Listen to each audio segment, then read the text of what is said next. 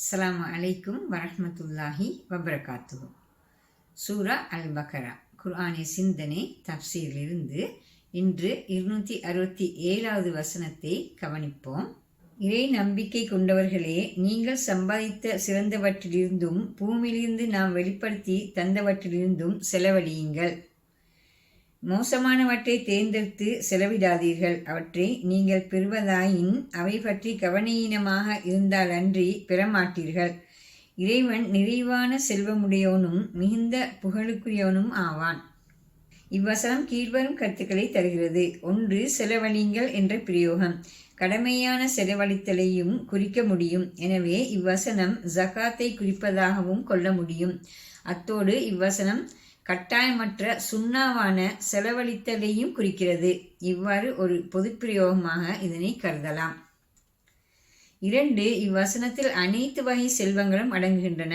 சம்பாதிப்பவை என கூறும்போது பல்வேறு வகை தொழில் முயற்சிகள் மூலம் மனிதன் சம்பாதிப்பவை எல்லாம் இதனுள் அடங்கிவிடுகின்றன.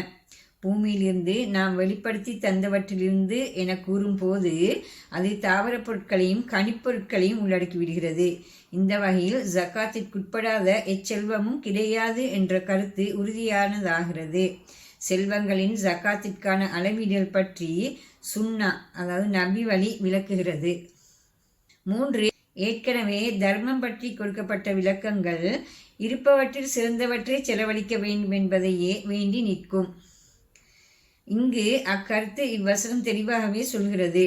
எனவே இருப்பவற்றில் சிறந்த பொருட்களையே தர்மத்திற்காக தெரிவு செய்ய வேண்டும். அவ்வாறன்றி தன்னிடம் இருக்கும் மோசமான பொருட்களை தெரிவு செய்து தர்மம் செய்தல் தர்மமாகாது. யாரேனும் அவ்வாறான பொருட்களை எமக்கு தந்தால் நாம் ஒருபோதும் அதனை திருப்தியுடன் ஏற்க மாட்டோம். அது மாத்திரமன்றி அவ்வாறு தந்ததிட்டு எம்மை அவமானப்படுத்தியதாகவும் கருதுவோம். குறிப்பிட்ட பொருளின் குறைபாடுகளை அவதானிக்காத அளவுக்கு நாம் கவனஈனமாக இருந்தால்தான் அத்தகைய பொருட்களை பெறுவோம். இப்பின்னணியில் மோசமான பொருட்களை எவ்வாறு பிறருக்கு கொடுக்க முடியும்? இக்கருத்தை விளக்க அல் குர்ஆன் பிரயோகிக்கும் சொற்றொடர் தொஹ்மிலு ஃபீஹி என்பதாகும்.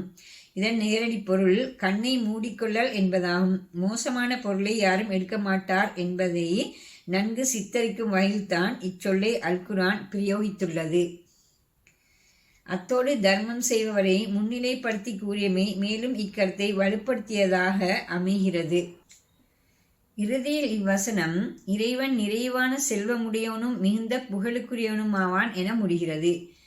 செலவழித்தல் என்பது நீங்கள் உங்களுக்குள்ளே செய்து கொள்ளும் நற்காரியமாகிறது.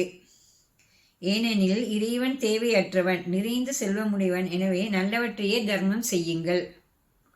அவன் புகழுக்குரியோன், மிக உயர்ந்தோன். எனவே அவன் நல்லதையே ஏற்கிறான், அதற்கான கூலியும் கொடுக்கிறான். செலவழிப்பதில் கருமித்தனம் காட்டுபவனே செலவழிக்கும் போது தனக்கு தேவையற்ற மோசமானவற்றை கொடுக்கிறான். இத்தகைய போக்குக்கு காரணமாக இருப்பது சைத்தானிய தூண்டுதலே என அடுத்த வசனம் சொல்கிறது. இன்ஷா அல்லாஹ் அடுத்த வீடியோவில் சந்திப்போம். அஸ்ஸலாமு அலைக்கும் வரஹ்மத்துல்லாஹி வபரகாத்துஹு.